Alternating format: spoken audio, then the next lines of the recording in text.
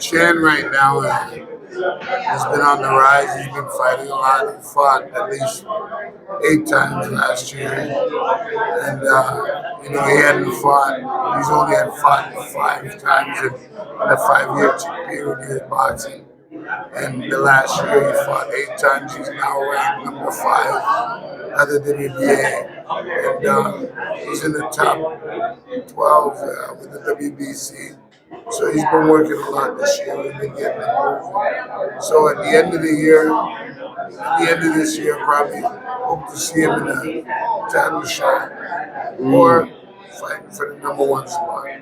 But we see one of them with 3 belts. What are those 3 belts? One is the WBC Intercontinental. Another one is the WNBA Association.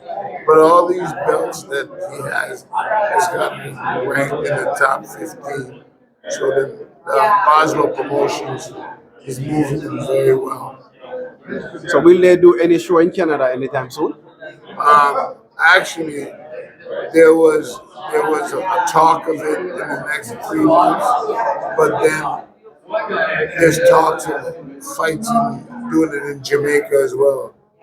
So, me personally, I'd rather have a fight in Jamaica because Jamaica is more, it's almost like England. They're very excited about the sports and driven about boxing. So, me personally, I'd rather be in Jamaica because I also want to build up the boxing in Jamaica. As I mentioned, Jamaica, tell us the state of boxing in Jamaica right now and what can be done. Oh man, I don't know if you know, but I went there for 2 years, 2 years ago, and I walked the streets and I just see talent everywhere. It's like track and field. Boxing is literally like track and field. I think honestly, if we had the teachers and all the tools there for boxing, these kids would be amazing like Cuba.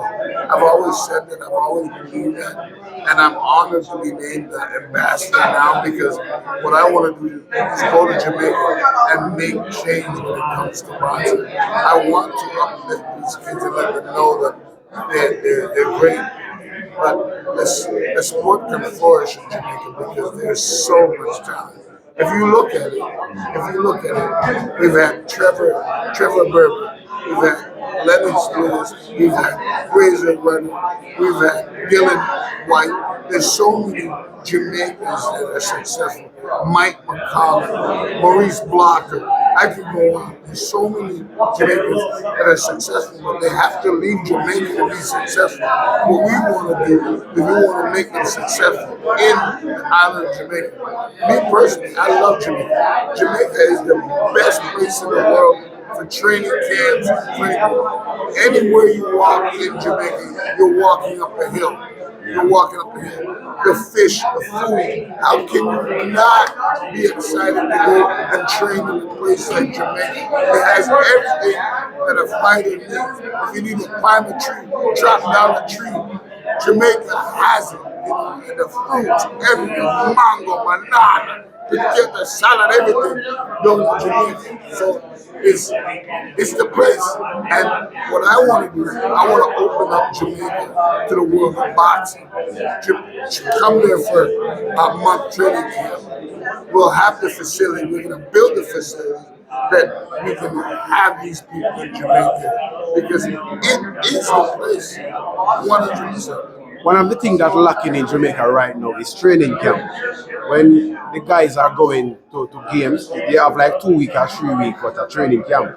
And going up against other elite boxers, you can see the result. They do not pass the first round. I tell you, and it's funny you said that. That was the one thing that I saw about Jamaica. They have the skill set, they have the talent, but they don't know how to train as professional fighters. They run once a week and they think, yo, brother, that's how I'm here for do. But they don't understand the consistency of running and training. And at the same time, they don't have the sparring, the consistent sparring. Because if you're good, you're good and you're this high from everybody else. So you don't have to spark. You have to leave Jamaica. So what I want to be able to do, I want to be able to level the game in Jamaica. That everybody's here and we can rise. And you can do it. I think that what we have to do, we have to bring other boxers there. That's why I said training camp. We have to have training camps in Jamaica where these guys, the high level fighters, like even Earl Spence can come there for a month training camp and we open it up to the public and the public see it and these kids train around them. I'm pretty close with Spence and I know Spence would love to do something like that, make a camp in Jamaica or even fight in Jamaica. And these are the things that is going to rise the boxing in Jamaica. The fighters have a part to play, but how important is the coach, the coaches, and what more can they do to get these fighters to an elite level? You know, it's funny. It's funny you say that. Like a coach is very important because what I saw in the game today, a lot of kids they watch YouTube and all that. So before they go into the gym to a gym, they already know a little bit. So they already have a skill set and understand a little bit of the game. But today, the teachers are now the ones that have 2 or 3 fights or watch YouTube and go into the gym and want to train. So what we have to do now is the old heads like myself, we have to have guidance and teach other trainers that want to be trainers. I would start at the young ones, young trainers, and teach them how to elevate the game, teach them some of what we know. A lot of the teachers, though, before us, don't want to let go of what they have. Right. They want to die with what they have. What's the sense of dying with it? Bring it on to the next generation, the next generation. That is how your legacy travels. It's through that. So we have to change that mindset. We have to stop locking up what we have and give what we have, let it flourish. And that's what I'm wondering. I know I've been boxing since I was 8 years old, and I've done everything except win a world title. And I think that's what hungers me to teach and train. I've won 2 world titles as a trainer, never won it as a fighter. Came close, but that's it. And I want to build the game in Jamaica. That's what I'm doing. Now, that being said, Hitman Russell fighting tonight at the Pickering Casino. He's coming off a 5-year layoff. What can you expect from him tonight? I know I'm gonna see a little bit of rust. I'm gonna see a little bit of rust with him. Probably the first 3 rounds, and then he warm up, and you'll probably see some of the old comers. But it's gonna be difficult. You cannot be off for 5 years in anything and come back and look great as you were. It's going to take time. Maybe the 3rd fight in, you'll see him. But I'm excited to see him fight. I love the kid. I was down in Jamaica working with him, and I was excited to work with him because he's talented. He can punch. He's got a great ring generalship. He has great thought process. He's a beautiful fighter, and I want to see him succeed. And Big 12, Ricardo Brown. I love him. Personality. I mean, he's the nicest kid in the world. From I met him day one, like and he engulfs my hand when I shake his hand. So he's a big guy. And I love that, he's taken over by Dwight, and he's here in Canada, and Dwight is giving him the opportunity to flourish.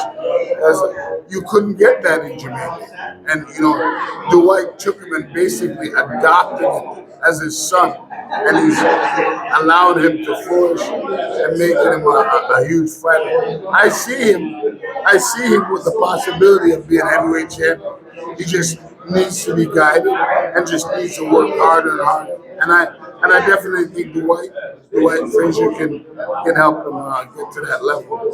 One more thing. What message can you send to the young fighters in Jamaica who see these guys in Canada winning fights? What can they do to be at this level to fight overseas? It's funny. Growing up, when I left Jamaica, I was 8 years old. Growing up in Jamaica, I never had no dreams. I never had any dreams. I don't remember as a kid, oh, I wanted to be this or I wanted to be that. I never had that. But when I came to Canada, I started having dreams. I wanted to be Olympic gold medalist. I wanted to be a world champion. Dream big. That's right. Dream big. It is there for you, and it's going to be there for you. Dream big, and always, always, my number one, work harder than everybody else. All right, thank you, Mr. Johnson.